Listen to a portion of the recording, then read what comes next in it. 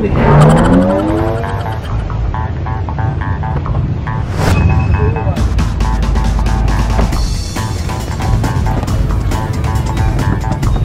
So ito na, excited na ako matikman. Nandito ako ngayon sa isang food house.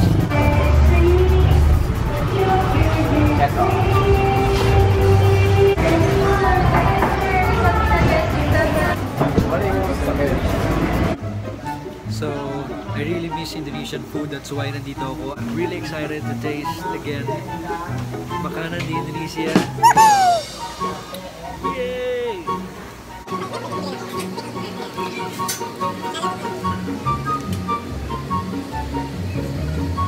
Food in. So we're just waiting for the food. Sobrang na-miss ko. Saya kangen makanan di Indonesia. Too bad they don't serve gado-gado sekarang. They don't serve gado-gado today. They just don't have the ingredients. Well, habang nag-iintay, share ko lang guys na yung mga pagkain sa Indonesia, almost all the food may sambal. Sambal is like a hot sauce. Talagang sausawan nila na parang sa atin sa Philippines, like atsara, parang bagoong, nakaterno ng pagkain parang ketchup. Sa kanila sambal, lahat maanghang. Sobrang hili ko talaga sa maanghang. Kaya talaga na-enjoy ko, hindi ako na homesick, hindi ko na-miss yung pagkain natin sa Pinas kasi sobrang sarap. Kasi parang feeling ko lahat ng pagkain dito maanghang. Pahingi pa ako ng extra sambal kasi gusto ko madaming sambal. Baniyak sambal. Pake baniyak sambal. Karena saya kangen sambal banget. Alam niyo ba yung mga pagkain dito sa Indonesia? Halos parehas na ng pagkain natin sa Pilipinas.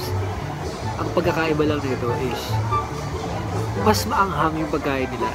And mahilig sila sa curry. Mahilig din naman tayo sa curry. But may mga sinigang din sila, may nilaga din sila. Pero talagang meron talaga silang sambal pagdasal. Kaya parang nasa Pilipinas din ako, may fried rice din sila, nasi goreng na sobrang sarap. Kaya naman buti na lang meron siya ngayon. Pero pinili ko ngayon kasi I order beef rendang. Kasi natikman ko lang yung rendang sa Indomie. If you are familiar with the Indomie, doon ko na natikman yung rendang nila. So ngayon natitikman ko na yung rendang nila sa rice. Talagang may mismong beef rendang. At saka yung owner daw nito is really Indonesian. Please authentic to kakainan ko. Hindi. Ito yung beef rendang niya. This is beef rendang. Yeah. And this is beef rendang. Wow, yes. Ate, pwede humingi ng dagdag na sambal? Gusto ko ate marami. Paborito ko sige natin. Sambal. So dagdag kami ng sambal. Ito yung takla. Sambal. Dito sa atin ketchup style na. Sa atin na talaga dinurog talaga na sili. So ano order mo? Bakmi. Hindi ano eh. Goreng ba yun? Bakmi goreng. So ano siya? Parang ano siya? Parang siyang noodle siya.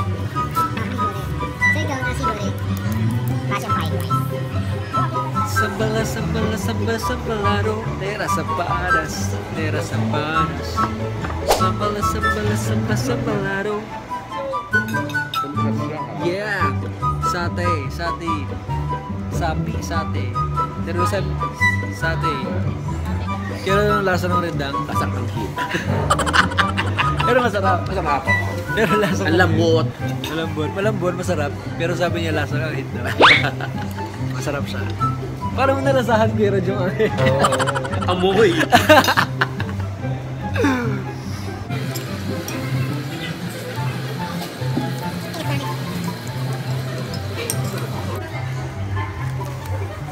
Ito. Laging may kropek. Pero krupo ang tawag sa Indonesia. Na hindi kompleto yung pagkain mo magwala. I don't know, but sa Indonesia ganito talaga yung krupo na.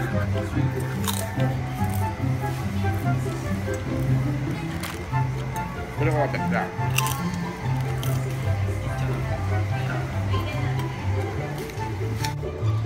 Enak banget. Udah. Tapi masih punya sate.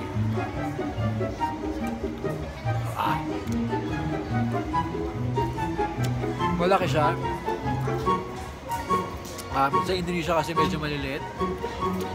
But here in the Philippines, medyo malalaki yung sate nila. It's big, right? Besar banget. Karena di Indonesia, to chill. But still, itu enak banget terus Indonesia enak banget. Same sama rasa itu. Parang ako nasa Indonesia nito. Saka sayang, wala silang ketoprak. Tapos wala pa silang gado-gado ngayon. Tapos wala pa sila ng tempe goreng. Sayang. Nasi dan sambal.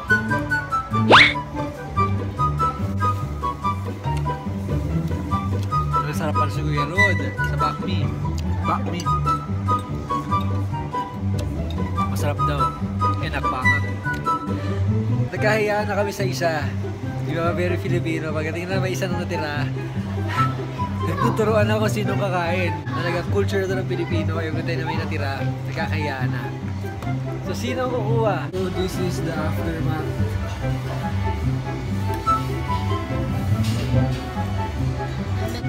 Madaya. Ang sarap. Enak banget. Wow. Next time, I'll be back here. And sana meron na silang gado-gado. At least if ever na-miss ko na yung mga Indonesian food, meron ako pupuntahan ngayon na lugar para kumain. Feeling ko na sa Indonesia pa rin ako. Craving satisfied kasi sobrang nakakain na ulit ako ng Indonesian food. At syempre, sambal. Nag-take out pa ako ng shallots, nag-take out pa ako ng krupuk, ay sambal. So, sa bahay, may papapakin ako. This is my authentic Indonesian cuisine adventure for today. Terima kasih. Maraming salamat po.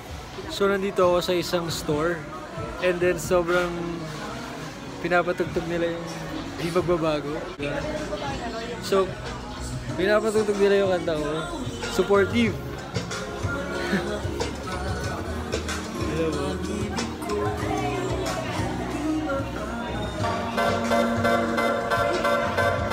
Diba?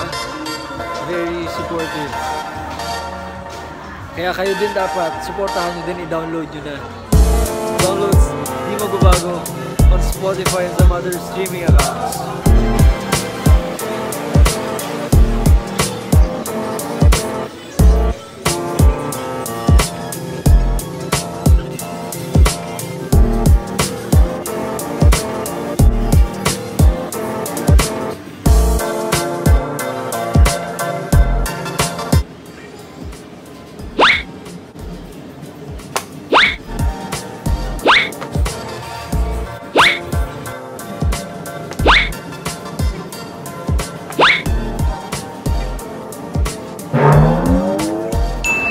So ngayon naman, papunta ako ngayon sa Skechers para kumuha ng aking shoes.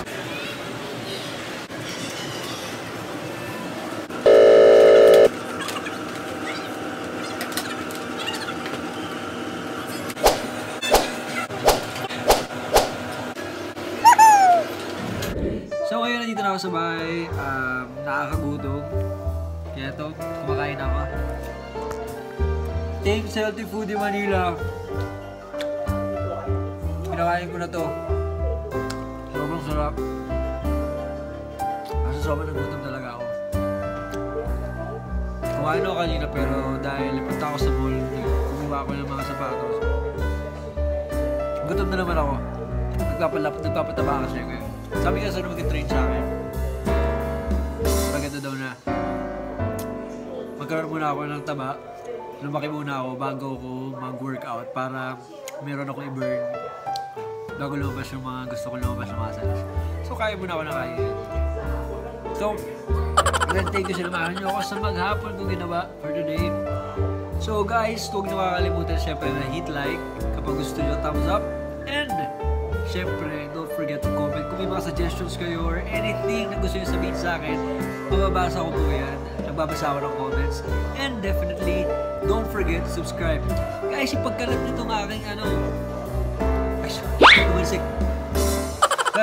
pagkalat nyo itong video channel ko doon. YouTube channel ko doon. Wala lang. Baka lang gusto nyo lang. Sabihan nila, pagkalat mo. Joke lang. Anyway guys, thank you so much. Okay, see you again soon sa my next vlog.